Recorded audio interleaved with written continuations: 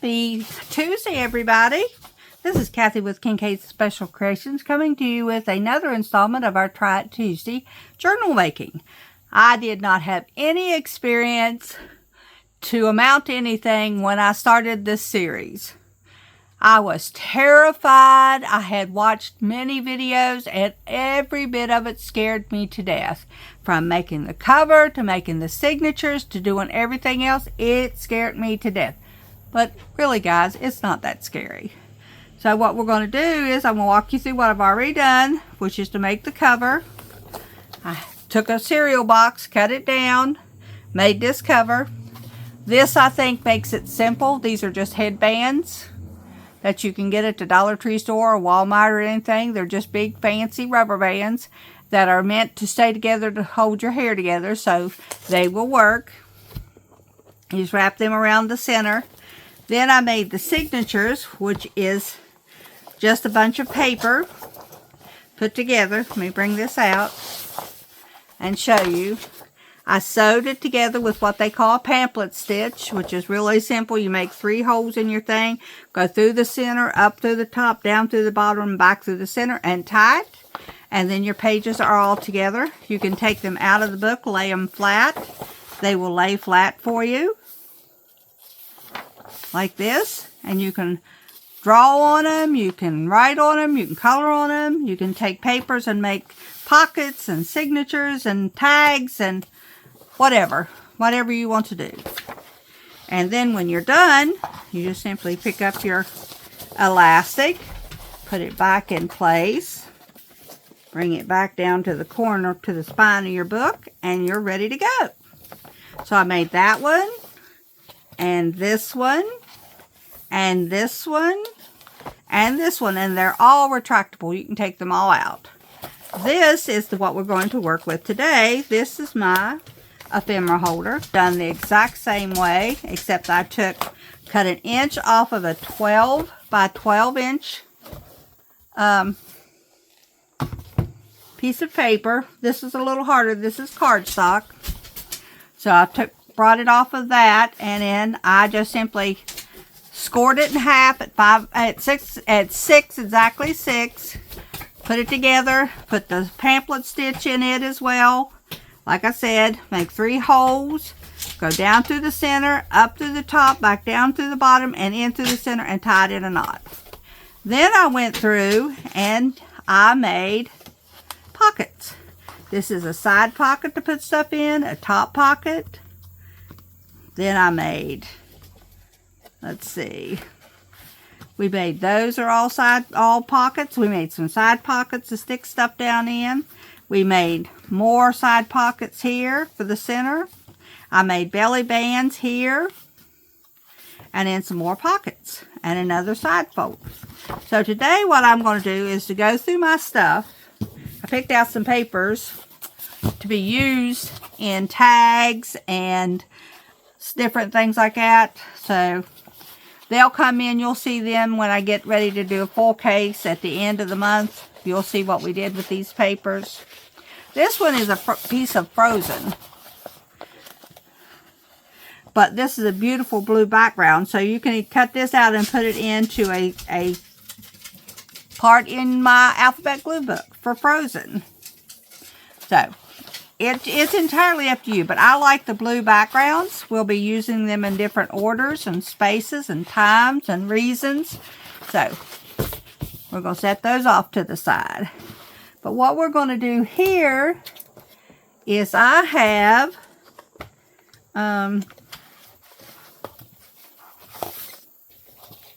let's see, I have pictures of the beach. So we're going to take them out and sort them by size so that we can make sure that we get them in the right pockets and the right places. These are all beach things, because at some point we're going to take a beach trip. And so I want to have this ready for us to do that with. And I have more small squares. Now these, of course, are not pictures of us at the beach. It's just pictures of people at the beach. And different things that you might see when you're going to the beach. So We don't really know what we'll see or what we won't see. I just cut out a bunch of pictures. We may have to cut them down. We may like them in a different order. I don't know. I'm just going to sit here and put these in my little ephemera holder so that when I pull that book out, I know that it will be ready for me to work with. And then we have some large squares. Just a couple. Look at that pretty beach scene with a city behind it. Like I said, we don't know when or where we'll be going. We just know that we want to go. So I wanted to make a book that was up and ready for when we wanted to go. This might settle on the shelf for a year or two before we decide to go somewhere. It might be taken off tomorrow. I don't know. We're both retired. We don't know what we're going to do. So, for right now, I'm going to pick up some of these papers. Now, like this one isn't going to set in here. It's going to have to set in the, back in the folder because it is too large to go into the ephemera holder. That's the one thing you have to worry about. But this one is a nice picture. This one, you never know when you're going to see a Navy ship. And this one, look how cute that is. It looks like a sunset or sunrise coming up, people playing in the water. So I'm going to put them right here in my little section. And this one's going to look at that sky. Look how pretty that sky is. This one's also going to go here. I like the nicest place in America to go right here. That might be what I put on the outside. Wouldn't that be pretty sitting out there? I'd have to put a blue background behind it so it would stand out, but wouldn't that be pretty? That may be what I do. But for right now, it's going to have a home right there. We have a lighthouse. Notice a theme. That's what we got. Now, these are a little longer, so I don't think they'll fit in there, but let's look on a different page. We can put this one down here. This one is too long to fit in the book, so we'll have to keep it in its spot. This one can go right here. This one can go in front of that. Look at that ship. This one is also too long. I could cut them down, but I don't really want to at this point. I want to bring this one back. Let's find a...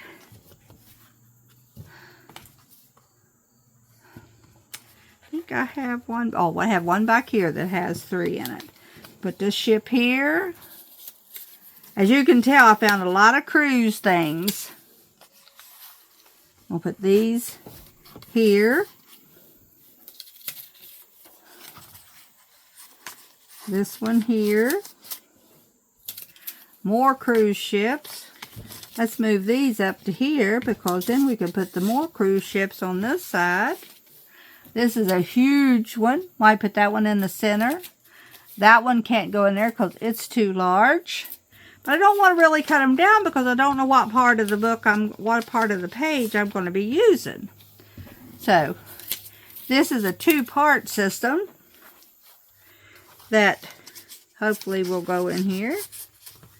That's 2 pieces to a swimming pool. So if we're somewhere where there's a pool at, we can use that. Here is another swimming pool picture. Let's put it here in front so we'll know that there's one behind it. This one can go in right here. Look at the sand.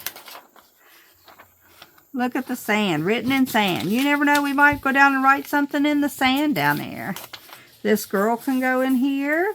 I guess those could go in upside and sideways, couldn't they? If you think about it.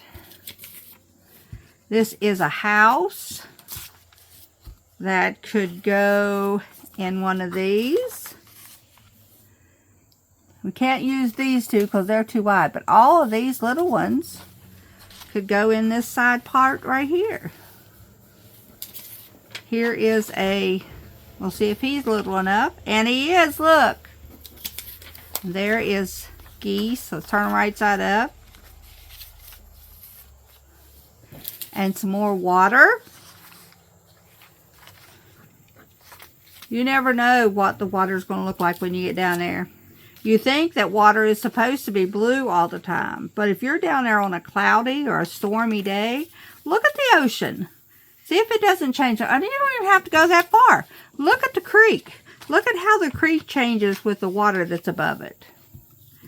Okay, let's see. I think that one's going to have to go. And I'm going to stick it up this way, though, so I'll know it's in there. That's another lighthouse. Here is an eagle. We'll put it out here with the greatest places in America. Here is some little pictures. There's another lighthouse. Look at all those.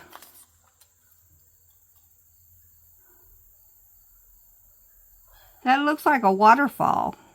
Isn't that pretty? There's an orca and fish. Put the fish down here. Whoops, don't put them on her head. And a turtle. And another fish. And people walking. This just lets you see your pictures that you have out and available to use. There we go. Let's put this bird here, back up here in the front. I think we'll go there so it can go behind these. Turn the bird up sideways so it can see he's in there. And there you go, guys. Now these two, because they're so large, although they'll fit on my sheets, they won't fit in this ephemera holder. So we'll leave them in the container that they're in. Along with, I made some stickers that we can fussy cut out while we're down there. Look at all those.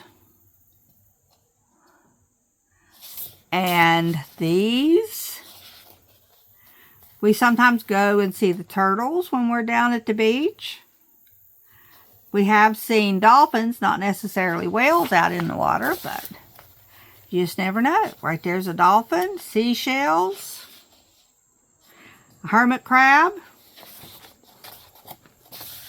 I doubt we'll see a seal, but you never know. You just don't know what you're going to see when you go down there. We was down there one time and a dolphin washed up on the shore.